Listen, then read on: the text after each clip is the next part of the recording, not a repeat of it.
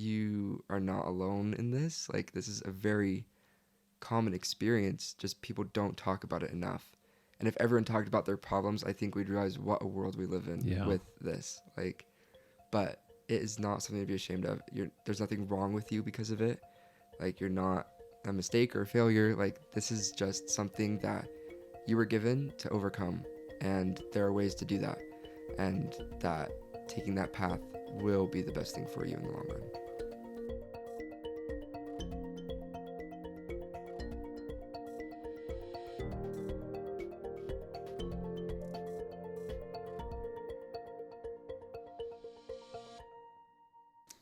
Welcome. Welcome to our podcast. This is Hearing the Unheard Stories of Transformation, presented by Pause Wellness. I'm your host, Eric Stauffer, and today I'd like to welcome our guest, Zach Jensen. How are you doing, Zach? I'm doing good. How are you? Good. Tell us a little bit about yourself, where you're from, what you've been up to, where you were raised, et cetera, et cetera. Yeah, so I was born in Baltimore, Maryland. Well, Columbia, Maryland, but nobody knows where that is. But I only lived there for a couple years. I grew up for most of my life in Virginia, in a town called Warrenton, and it was really nice. It was great. I mean, I don't know. I love the rain, so it was an awesome childhood, I guess. I don't know. Yeah. And then around 2016, we moved out here to Utah for my dad's work, and that's when I started middle school. But I graduated from Ridgeline High School, and then up until recently, I was serving in the Côte d'Ivoire Abidjan West mission.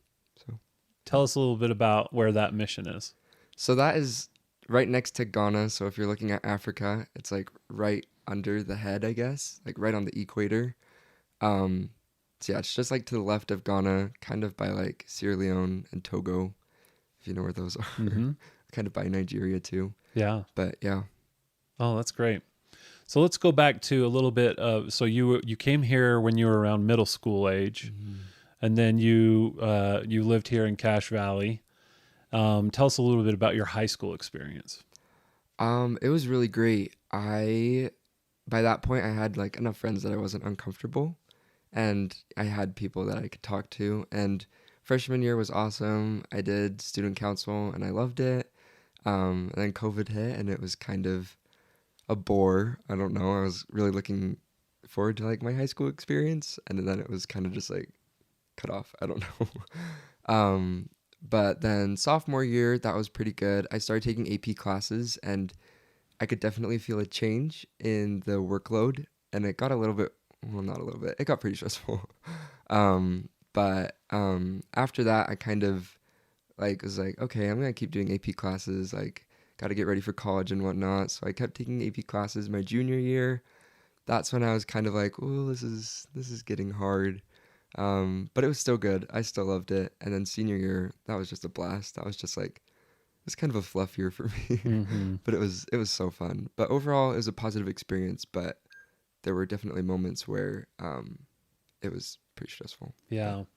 So when you were in early days of high school, do you feel like you were like a big achiever? You wanted to accomplish a lot of things, and do you feel like you stuffed your schedule, and was that difficult? Do you feel like you handled that okay? I stuffed my schedule. Like, I was always looking for like, okay, I'm going to go do this activity. I'm going to go join this club. And it got busy, and it got really stressful, and I did not handle it very well, just because I was just like, oh, well, everyone else is doing all these extracurriculars. I'll do them too. And I don't know. I just fill my schedule so full that it was to the point where I was like, I don't have time to breathe. But I was like, well, everyone else is doing it. I got to do it too. What do you feel like caused you to decide to pack your schedule so much? I think the majority of it was probably peer pressure. Just a lot of my friends were like the super geniuses, and I was not, and I'm okay saying that. But they were all very intelligent, and so they'd go off and take all these crazy classes and get like 100s, and I was like, oh, well, I'm their friend. I can go do this too. And I think I kind of pushed myself past the breaking point, trying to, like fit in with all my friends. And a little piece of it too is like, my dad's really smart. He did really great in high school. I love him to death. He's great for that. But I definitely felt like I had to meet a standard for that. And so I was definitely trying to push myself to be like him. He's like, well, I just worked really hard. And I was like, okay, I'll work really hard too. And I was definitely overworking myself, working really hard. But I think it was a mix of both like peer pressure and like trying to fit an image from like my dad. Yeah. So, and your dad was just being your dad, right? Hmm. And so it's not like he was saying, Zach, you've got to be me. Exactly. Yeah. You just, you just assumed it. Hmm. You took it upon yourself. Yep. Yeah. Why Definitely. do you think we do that? Oh my gosh. I don't know. I think for me, when I would see my dad, I'd just be like, he's so successful because he worked so hard and he struggled too, but struggle is just normal. And if I'm struggling, that's normal too. But then I'm also pushing myself to a point where I'm like, I'm not struggling enough because I'm not doing as good as he did. I look at my dad and he's just like, oh, I'm just smart. Like to me in my mind, he has the answer to every problem. He's great at math. He helps me with my math homework all the Mm-hmm. time. But then like when he talks to me about it, he's like, no, this is really hard. Like I got bad grades in school, but in my mind, he was a straight A student because he never struggled. And so I feel like it's this concept of like, I don't understand, or like we don't look at people and go like, oh, they struggle. They're just perfect in our minds. And so Mm. it's just like, I don't know. I mean, we're our worst critics, right? So it's like we see ourselves and we're like, why am I struggling when that person did so good? Like I'm literally his child. I felt like I should have inherited those genes. Yeah. But I was like, I don't know. I was just like, my dad is so successful because he worked so hard. I'm working just as hard. Why am I not? Was kind of the idea. I don't Yeah. know if that makes sense. The way we see people is really, it can be inaccurate to the realities. Mm-hmm. Not that you're not intelligent. I believe that you are, but maybe you don't see yourself that way. Yeah. And then you see your dad without struggle, even though he knows he did struggle. Mm-hmm. And then when we make these false assumptions with people and ourselves and they're inaccurate, what do you think that does to us emotionally? Oh my gosh, it tears us apart. Like, I was like crying in my room over this. Like, I felt horrible about myself because I was like, I'm working so hard. What is wrong with me that I like can't do what my dad did? And so it's just like so degrading. Like, Hmm. you get like a horrible self-image. Like, your confidence just like plummets because you're like, I'm not good at anything. Like, why can't I meet this standard? Like, you just feel horrible about yourself from doing this. But it's something that we all do so often Yeah. that it's just like, it's so bad for us, but it's like second nature. Like it's Yeah. yeah. So although you felt this pull to follow in your dad's footsteps, you also had this desire to make your own path as well. You wanted to Mm-hmm. say, I can specialize in this, and this is I'm going to have this identity. Mm-hmm. Yeah, I definitely felt like I needed something to myself. My whole life, I kind of copied my sister and my dad. Like whatever they did, I did. My sister did AP Euro, I did AP Euro. My sister took calculus, I took calculus. Like I was just like copycatting everyone ahead of me, and I was like, I'm just gonna do everything they do, and I kind of lost a sense of like individuality, I guess you would say. Mm. And I was trying to look for things that are like, this is my thing, but all my interests ended up aligning with like, oh, like I did that in high school, and so I was like, I gotta find something else now. Like I'm gonna go do student council, and I did that, and I loved it. Mm. But it was always this like, I need to find something that suits me, and I didn't really find that in high school, and so that was kind of hard for me. But I was always like searching on like, what makes me unique, and then I was like, nothing, and I felt Mhm. so bad about myself. Yeah. In your decision to choose to serve a mission, how did you come to that choice? Well, I don't know. I was definitely. It was always something that I'd been planning on since I was a kid. You know, like I hope they can call me on a mission. Like that kind of vibe. Like primary, or like, oh my gosh, I'm going on a mission. And then like you get there and you're like, okay, like this is time. Like it's time to do this. And so in my mind, I'd always been like, I'm gonna serve a mission. But the reality of it never hit me until I was like, I'm opening my mission papers, and I was like, oh my gosh. And This is happening. yeah, and I was like, this is so like surreal, but at the same time so frightening. Like this is the moment I've been waiting for, and yet like I feel like I am not prepared for this at all. And I was kind of debating between whether I should do 18 years old or 19 years old, just because I was like, I don't know. I know that I'm like really close with my family, and leaving at 18 at such like a young age without getting any like experience away from them might be hard for me. And so I was like, I don't know, what should I do? And I felt like, okay, like 18 is good. Like I won't go to college, I won't do a semester and then go. Like I'll go at 18. Looking in hindsight, I probably should have gone at 19, but it's Hmm. okay. But Did you feel pressure to go at 18 rather than 19? definitely. How I think come? I think that's what swayed my decision, because I was seeing everyone else going at 18 years old, and Mm. nobody else was waiting that like I knew of, except for like a few people. And so I was like, I do not want to like stick out. Like I just want to get back and go to college with everyone else, and like I don't want to be like this like like this weird off case. And so I was like, I'm just going to go with everyone else. And so I just jumped in with the crowd and I was like, yeah, I'm going, without even like really thinking about like the logistics of it. Like I was just like, oh yeah, everyone else, I'll follow. It was really bad. Yeah, so both, you didn't want to be the one who wasn't going at 18, Mm-hmm. but you also didn't want to be the one who was coming home later and missing out on certain things. So you maybe had some elements of FOMO. Exactly. Hmm. No, FOMO is huge for me. Hmm. Like FOMO drives my decisions. Yeah. It's so bad. But it's like I seriously, like I was like, if I don't go now, like everyone else goes to college, everyone else makes friends, and then there's me. And it's like, and then I'm like by myself. And so I was like, I don't want that to happen, so I'm just gonna go with everyone else. So I did. That fear of missing out is powerful stuff. It is. It is. It is. So as we recognize you have these kind of social and cultural expectations as that young people experience, either intentionally or unintentionally, right? It just carries with the situation. Mm-hmm. As you look back with a little bit of hindsight, we'll get more into your mission in just a minute, but as you look back in hindsight and you recognize now that maybe it would have been wiser to consider other approaches to it, where does your relationship with God come in play with that decision for you? So when I was in high school, I definitely wasn't as, I guess, connected with God as I wanted to be. Like I was striving to be there, but I just wasn't really making an effort. And I think that was mainly because I was telling myself, like, I'm stressed, I have school to worry about, like, I cannot do this right now. And so I kind of like pushed that relationship aside. And so when I was starting to get ready for my mission, I was like, I have nothing to work off of here. Like, I was like, I feel in my mind like there's no relationship for me to like get help from. Like, people would be like, I'd pray about it. And I just like, no. And for me, I was like, I feel like I'm starting from ground zero. Like, I was just like, yeah, I go to seminary. Yeah, I go to church. But it was like, I was going there because it was expected of me, not because like I ever like sought the desire to go there. And so I would always be like, I don't know, just going through the motions. And then when it finally came to it, I was like, I don't know what to do. Like people would be like, I'd pray about it, and like I just knew that this was so right, and I'd be like, I believe that. Like that is so good for you. But for me, like I don't even know where to start. Like I will pray and I will second guess myself anytime I receive an answer. Like I'll get an answer and I'll be like, that is just my mind. And I didn't have that strong relationship to go off of.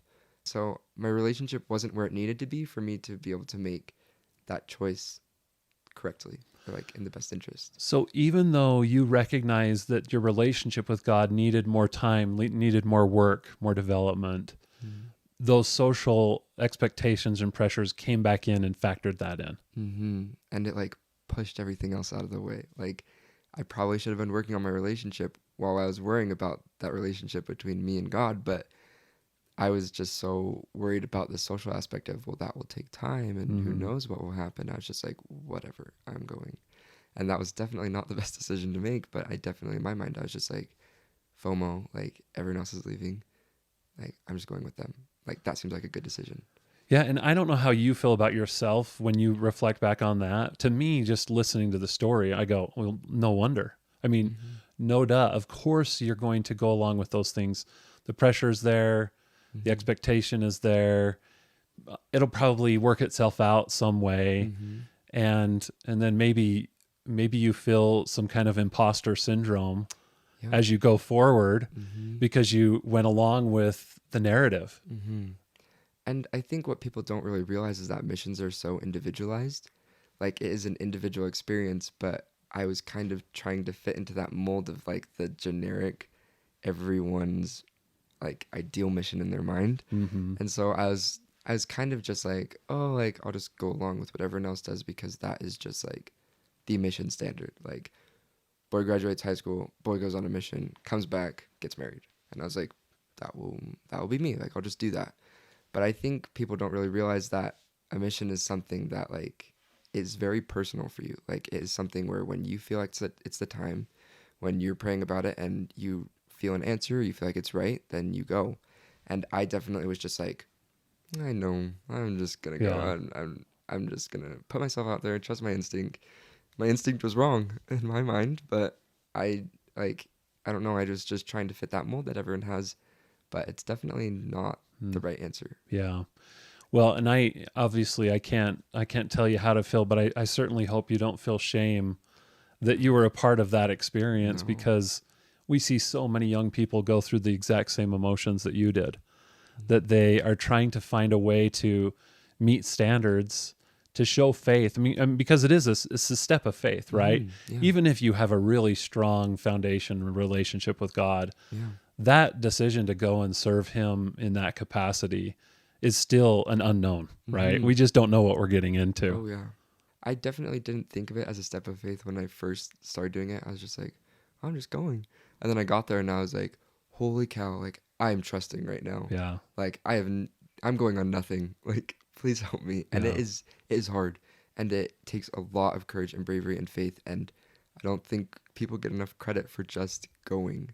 Like staying, I think, is way easier than going. Like it is Yeah. most of the time. Like once you get into it and once like you feel like you're adapted, then it's like, okay, like we're here. But that first leap of faith and like those first couple months is really hard. Yeah. Like it is. It has power to do something, Yes. doesn't it? Yes. And so It's heavy. yes. And so anyways, but yeah. So you get your call. What's the name of your mission again? It's the Côte d'Ivoire Abidjan West. So that's Ivory Coast. The and Ivory not Coast. French. Okay, that's great. So you get called to the Ivory Coast. So and where were you called? Where did you go to the MTC? I went to the Ghana MTC Okay. for my training. Yeah. And it was awesome. And how long would you be there? I was there for 6 weeks. Okay. Yeah. And did you feel like 6 weeks was sufficient? I don't know if this is horrible for me to say this, but no.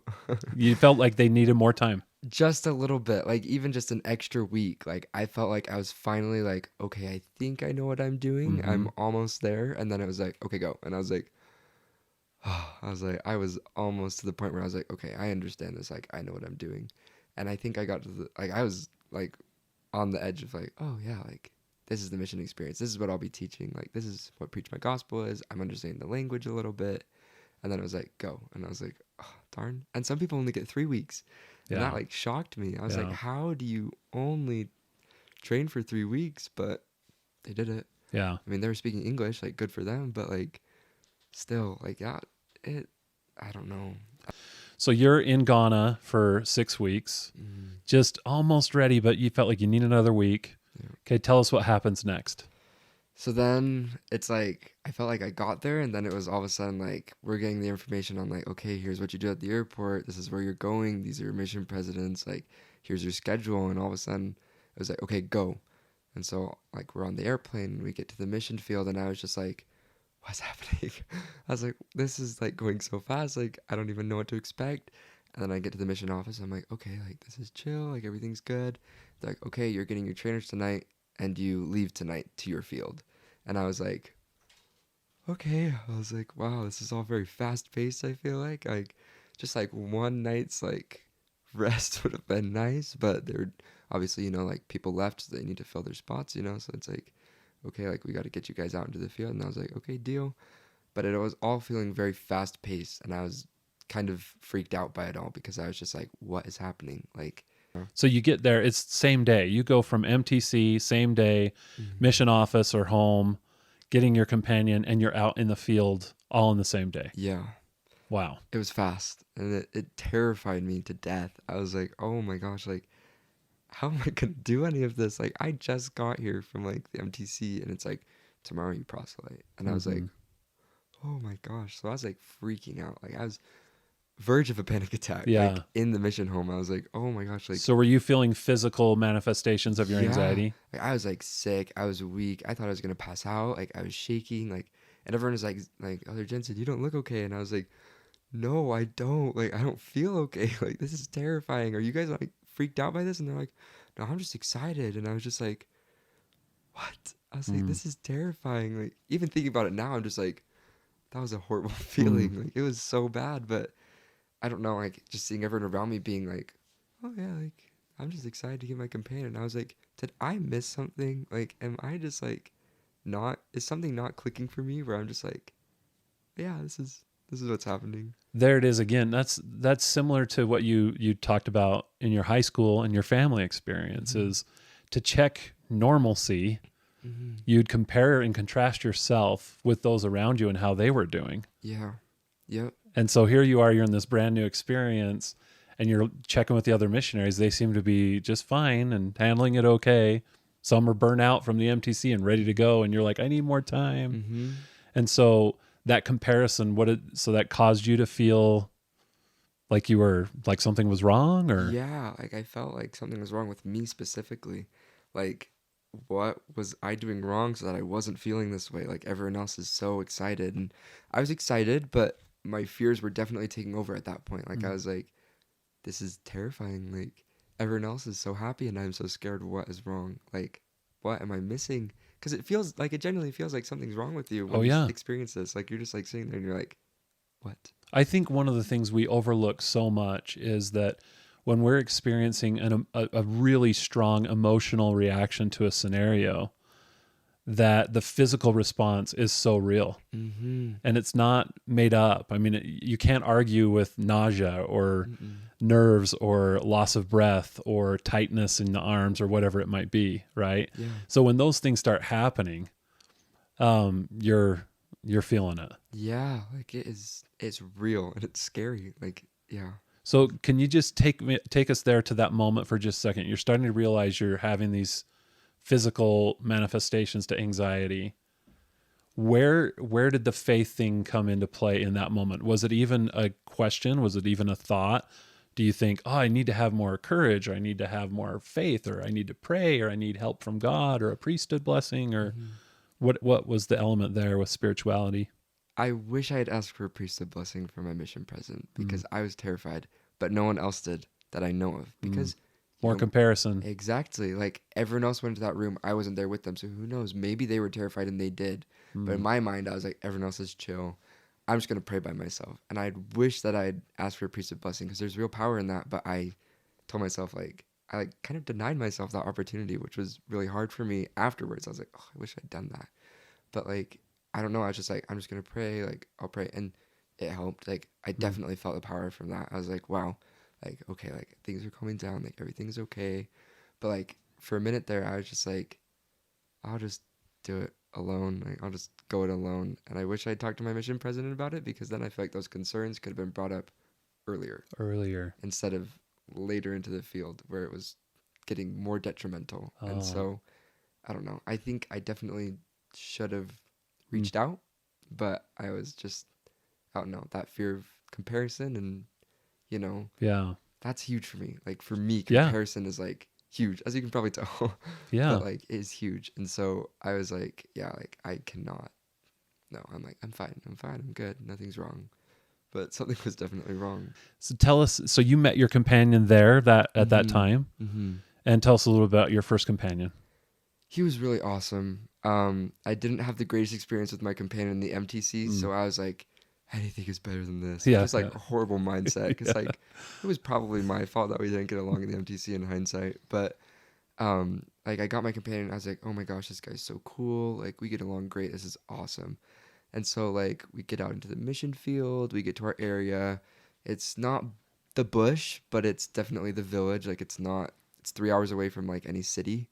And so it was, kind of secluded, and he knew it well. And I was like, okay, this is awesome. Like this guy's great. And then a couple weeks went by and I was like, okay, like, I don't know. I'm kind of feeling a little off put still. Like I thought this would have cleared up by now. I don't know. You felt like what would have cleared up? My anxieties and fears. I thought when I got to the field that all of a sudden I'd be like, okay, The fire will take you. yeah, Yeah. like everyone else talks about this experience where they get into the field and, they struggled really hard and then bam, they're like, it didn't bother me anymore. And that was like in like the first 3 to 6 months. And I was like, okay, well, I've only been here for like a month, like whatever, like it's still normal to be feeling this. So I was like, I don't know, I'd get really anxious whenever he'd like look at me to speak, and I'd be like, I don't know what to say. And he was like, well, just say something. I was like, I don't have words. I was like, I don't know. And so I started getting this like feeling of like, what am I doing here? Like, what's Like happening? failure? Did you feel like you were failing? Yeah, like everyone else is like learning the language, and I was over here just struggling to put together a sentence. Just not even because I didn't speak French well. Like my French was really good, but just because like I was like paralyzed. I was like, something's wrong. Like, I don't know what's happening, but something is not fitting into place. How long were you with this first companion? I was with him, so I was only in the mission field for one transfer, One transfer. and I was only with him for half of that time. About So did yeah, did they move you to like a new companion, the mission home? What I was happened there? moved to the mission office. Yeah, so I was working in the office with the office elders. I was putting a trio with them, and that kind of came to pass by me being like, something's wrong. I don't know how to deal with this, and it's kind of getting worse, and like this is freaking me out. Who did you tell that to? I texted my mission president. Yeah. And normally, like, the mission president's wife takes care of it, but I felt like I didn't know her well enough at the Yeah. time to, Mm-hmm. like, be comfortable sharing that. So I texted him, and he was like, okay, like, I see, like, okay, we'll talk about this. So he's like, one day I get a text from him. He's like, okay, pack your bags, get on a bus. You're coming to the mission office. And I was like, okay. It was pretty abrupt. Yeah, and I was like, okay, sounds good. So I went to the mission office, and I was there while they were kind of talking to me, asking me questions, like, trying to find the best solution for what to do, whether that was like new companion, new area, service mission, go home for a bit. So he presented you all kinds of different options. He gave me a bunch of options, which I was grateful for, but it also got my hopes up Hmm. because nobody wants to go home early. Nobody Yeah. wants that image put on them just Yeah. because of stigmas. Hmm. And so I was like, I definitely didn't want to be that missionary. That was like, I came home for mental health because honestly, when I did, I was afraid of this, and it kind of happened. When I did, the older generation were like, "You came home because of what? Like, you came home because it was hard?" And I was like, "No, like I came home because like I was having a hard time living there. Like I was like struggling bad. Like it was bad." And so I was afraid of like, if I come home, will people think that of me? Like I was scared, and so he gave me all these options, and I was like, okay, maybe I lie my way through it and be like, no, I'm fine. Just stay in the mission field. So I You felt tempted to do that. because I didn't want to go home. Like, Yeah. nobody wants to go home. But at the same time, it's like that might have been the best thing for me. I didn't, I was trying to deny that in my mind. I was like, no, going home can't do that. Like, staying in the field and getting help here is probably the best thing for me. Do you feel like your mission president understood you and was hearing you accurately to what you were going through? I feel like he did. Good. Yes, he is very. I miss him so much. Mm. He was like a second father, and I only knew him for like 6 weeks, but he was amazing. Like I loved my mission president, and I felt like like the words that I couldn't put out, he accurately described. And so I felt like I was like, okay, like I can speak to you and you'll understand, and like I trust you to make a decision that makes sense. Yeah. But that's not always the case with people. I know sometimes I feel like there's distrust, but that was not my case. So you felt like your mission president saw you. I'm so glad to hear that because, if you had been met with that other stigma or a response of, come on, where's your faith? Work harder, be more obedient. What would that have done to you, a response like that from a mission president? That would have been so detrimental. Like at that point, I think I would have been like, I'm done. Yeah. Like I can't handle this. Like I'm out. Like what? Like I felt like I needed that support from someone, and I felt like the only person that could really come from was him. So if he hadn't been able to provide me with that, I felt like I would have been like, okay, like what is happening here? Like I feel like this is a place where I should have received that. Not like in a selfish way, but like a place where like I felt confident going there, feeling like I would get a response. And if I hadn't gotten that, I think that would have been so much worse. Oh, that's great feedback for mission presidents. That they can see that when you are in need to be heard. I love how you said that he had the words to say that you didn't know how to say, and I just love. I'm so glad to hear you had that experience with him. Yeah. So he gives you these options. What happens then? So the decision was taken off of me. I was allowed to give my input on what I felt, and at that point, I felt very honest. I was like, okay, if I'm being honest, this is hard. I don't know if I can solve this here. Like this is something that's weighing on me so much, and I'm like, I think going home is definitely an option that could make sense. And having said that, I was like, okay, that's a burden lifted because I feel like I did not just lie about how I was feeling. And that, okay, we're gonna talk to some people. We're gonna talk to like the mission area people, and we're gonna come to a conclusion. We'll let you know. I was like, okay, how long? He was like, it'll be a couple of weeks. I think it was like 3. And I was like, okay, like waiting transition period. It was kind of hard. And I didn't really want to tell people what was going on because I didn't know what the outcome would be. And the only people I really told were my parents and my sister when I was like, just so you guys know, this is like actually what's going on. It's like so that you guys aren't like freaking out or anything. So So 3 weeks, 3 more weeks go by. It's transfer time. How did the decision come down? so I was sitting in the office and my mission president walked down the building. He was like, "Hey, can I talk to you for a second?" I was like, "We have not had a meeting in a very long time. I think I know what this is about." And so we get up there and he's like, "You can probably guess why we're up here." And I was like, "There's been a decision made." And he was like, "Yeah, there's been a decision made." And I just started bawling. I was like, "I'm so scared right now." And he's like, "Okay, like let's say a prayer together first, obviously. Like we normally do, like let's say a prayer, let's talk about this." And I was like, "Okay." So we say a prayer and I'm like, "Okay, like I'm good, like I'm calm and collected." And he's like, "Okay, we've been talking and we've decided that it's in your best interest for you to go home." And I just started crying. I'm probably gonna start crying again. But I was so upset because I was so sad about going home because I loved my mission. I really did. But it was hard for me to love it with all of those added anxieties and stress. Like I loved being there. I loved the people. They were so nice. But just all the anxieties being there got to the point where it was like I couldn't love it as much as I wanted to. And so when he was like, "Okay, you're going home," I started bawling so hard because I was like, first of all, like it was really weird mixed emotions. I was sad because I was leaving. I was happy because there was a decision made. I was also happy because I really missed my family. Like those first couple months are really hard. Like especially coming from my house, like I was really tight with my family, Mm-hmm. and so leaving them was hard. So I was excited to go see them, but then I was also really ashamed because I was like, I'm going home to a ward where a missionary's come home before, and it was not reciprocate. Like the people did not reciprocate well to that. Like there was a lot of not good feelings from that. And so I was terrified to go home to that. And so I was really ashamed.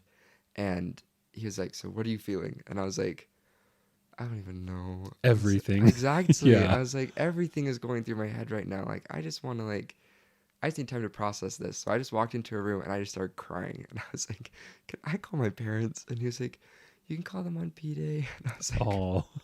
he's like, "You can message them." And I was like, "Okay, deal." So I messaged them and I was like, "Hey, the decision's been made. I'm coming home."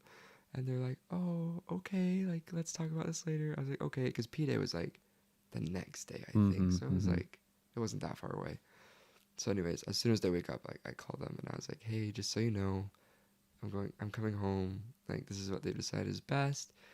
Can I ask something about that before you tell us about your parents? Mhm. When you say a decision has been made, did you know that there were people that were counseling together to make a decision for Elder Zach Jensen? Yes, I actually met them, and Who was it? so it was my old stake president, Okay. it was my mission president, and then it was the like West Africa Oh, like area area. authority. Yeah, yeah, yeah. Okay. And I met them all. I saw the other two on a Zoom call one time while we were talking about this and like what the steps going forward to go, what the steps forward were and, what the process would be like while they made a decision so that I kind of felt involved. So it's a triangulation of your home stake president, your mission president, and the local area authority for where Mm-hmm. your mission is. Mm-hmm. Okay. So I felt like there were two people that knew me and then one person that was very well versed in missionary experiences. So I felt like okay, like I trust these people to You make feel the like that's a decision. good kind of team to have for a Mm-hmm. decision like that. Exactly. And even though like me and my stake president, we weren't like, oh my gosh, family friends before he became Right. stake president, like I didn't know him like at all. I still felt like I have that connection to home where Yeah. it's like someone I already know is Yeah. helping make this decision, like who knows me previously. Yeah. And so I felt like it was a very inspired council and I felt like the decision they made, like after hearing it, I was like, no, this is right. I was like, I can have all the feelings I want about it, but like this is the right decision. Yeah. And I was really happy because I was like, finally, like this decision's been made. Like I finally understand what's gonna happen. I'm done being left in the dark. Like this Yeah. is a great moment, and I was really grateful for like all the time that they had put in for it. But then the next couple of weeks, I was like, okay, now what? And so Yeah. then, I don't know. The shame started setting in at that point a little bit more heavily, I think, just because I was like, okay, now that I'm going home, let's think of everything that's gonna happen when we get home, because I Yeah. over catastrophize everything. Yeah. Like that is a talent of mine. And I'm like, the worst possible scenario Yeah. will happen. Oh yeah. Yeah. So you call your family and tell us about that. So they said that's okay. They were all really supportive, which was something that was huge for me. Like if my family had been like, "What? Like you're coming home?" Like Right. that would have been so like such a horrible experience. Just like how I was like counting on my mission president to be there, I was like relying on my family to be like that emotional tie, and like between all of this, and so I was really scared that like I'd be like, I'm coming home, and my dad after sending me that email would be like, "I just sent you an email about this. Like, didn't you even read it?" Like, Yeah. and I don't know, but they were so supportive about it. Especially my dad actually. He was just like, okay, so like, what are we gonna do when you get here? Like, how are we gonna, keep you up with the mission schedule, but make sure that, you're like doing what you need to do here? Like, how can we help you? And that to me was huge because like I wasn't planning on anything. Like I was like, I don't have a plan. I don't know what I'm gonna do. So to have my dad be there to help me make that plan was huge. Um, and then the rest of my family was just excited that like, oh, Zach's coming Yeah. home. Like, but yeah, like having that support from my parents was like massive. So you felt like you had authentic support from them. Do you felt like they had to face real situations of their own questions and their own concerns about how do we help Zach? What are people going to think of Zach? What are people going to think of us as a family? Like sometimes we don't realize how much of a ripple effect something like this can have on the entire family. Did Yeah. you see any of that, or were they good at protecting you? I saw some of it, but not in a negative way. Yeah. Like not like my parents were like, "Oh, our image." Like no, like none of that. But like, I definitely felt like they were concerned about what the um I'm trying to find the word, like the reciprocation, for lack of a better word, I Yeah. guess. Yeah. Just like how people would react. The Yeah. reaction. I guess, Reaction. to like me coming home would be, and they were worried that if it was too negative, like, what if Zach leaves the church because of like this like horrible, like, why are you home? Like that's not a valid reason. Like, people like, what the heck?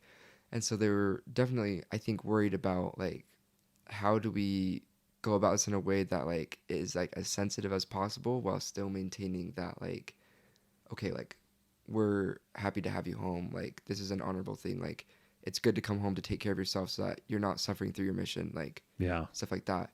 And so I feel like they definitely worried, but not in the sense that like, They struck a healthy balance for you. yes, yeah, that. That's fantastic. Because I could see, another scenario where that doesn't happen, where maybe there's a sense of shame that the parents feel, or a sense of shame or embarrassment that a sibling might feel, or something like that, where they have to start answering questions because of curiosity that people have. Again, it's more of that having to face an explanation because we're so exposed in a mission experience. Yeah. So you had a good response. So was there a plan? Like did your mission president, when the decision was made and you called your family, was there a plan about what the mission meant going forward? Yeah. So he said, there's no time frame on this, obviously, because it's in your own time that you kind of, figure all this out. Like this is not like a rushed thing. Like we're gonna have you stay busy, obviously, because proactive hands, keep doing what you're doing, or like idle hands are like the devil's tools or something like that. Yeah. And so they're like, we want you to keep doing stuff. And so they told me like, do a semester. We'll see where you're at. And I was like, okay. And at the same time, my stake president was setting up me and a therapist to talk together about this. So I went, and it was life changing. Like I hate saying that because like I'm like, nothing's life changing. I'm a cynic. It's so bad. Right. But I was like, this is life changing. Like this seriously helped me so much. And so, having gone through that, I felt like I had like a person to talk to where I could talk about my emotions without judgment, find ways to solve my problems that I was having, all like my complexes, all like my anxieties, all of these things. And it was like I got to the point where I was like, okay, like I feel like things are starting to turn around, and I'm getting like coping mechanisms to help me with like stressors, anxiety, like depression and stuff like that. And it was all of this I don't know, just like a combination of like therapy, being home, going to school, like being back in an environment where I felt like I knew, like learning again, that I felt helped me really normalize and just like heal, I guess, Yeah, is what I'm yeah, trying to say. Like, I think coming home was the best decision for me. yeah, And it was hard for me to realize that at first, but having seen the benefits from it now, like, this has been amazing. yeah.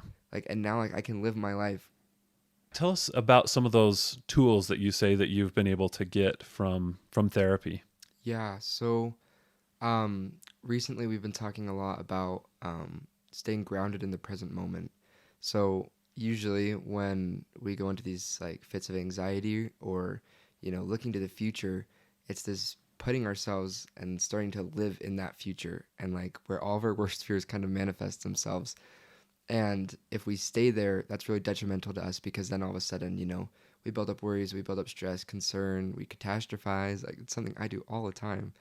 And learning to ground yourself in the present moment is something that is so helpful. And this is, practices like mindfulness, yoga, like stretching your hands, bringing attention to your body. Um, a lot of those techniques that just help you ground yourself back, kind of bring yourself back into this present moment where you're like, okay, now I'm back. Because those emotions aren't bad, they're just warnings to bring you back to the present moment. And if we stay stuck on those, it's like riding the road strips next to roads. You're Hmm. ruining your tires. Like you feel those, you get off. And so feeling those emotions is something to help ground yourself. You recognize them, and then you bring yourself back to the moment. And it's the same way with depression. Like depression can be the other side of the road. I don't know, but like you're looking into the past. You feel regret. You feel like you have mistakes. All those things. Like being able to bring yourself back to that present moment is huge. And so like whenever you're like anxious or getting ready for a test, like all the time I'll just like start like stretching my hands because Hmm. that's an easy way to just like bring attention back, and it doesn't require a ton of focus, but it's just enough to like, okay, like I'm here, just like calm down, and like breathing exercises, like all of those things that just like help you kind of clear your head are huge. And so when you feel those emotions, they're just like little warning signs of like, okay, time to go back. I want to commend you on that, Zach, because sometimes when we experience the stimulus that leads to the anxiety, we think to solve that, we go away from the stimulus. So we want to avoid anything that can cause anxiety. Mm-hmm. And we've dealt with a lot of anxiety and depression in my family. And one thing that we've learned, and it's kind of a catchphrase that we've clung on to, and that is the only way out is through. Mm-hmm. And it's not that you have to go through by staying in the mission, but the only way out of learning how to deal with anxiety is learning how to deal with it Mm-hmm. in a way, at least at a level that is tolerable. Mm-hmm. So you come home, you get in this new situation, and it's not that you sit home and watch Netflix and eat ice cream all day. Mm-hmm. It's you're still engaged. You're going to school, and you're doing the hard work by going to therapy and opening up about it. Yeah. And then you're implementing those tools and those practices Mm-hmm. of how to cope when you deal with that. It's education. I love that you identify everybody needs therapy. Yeah. So I just want to hit on two last things with you. Mm-hmm.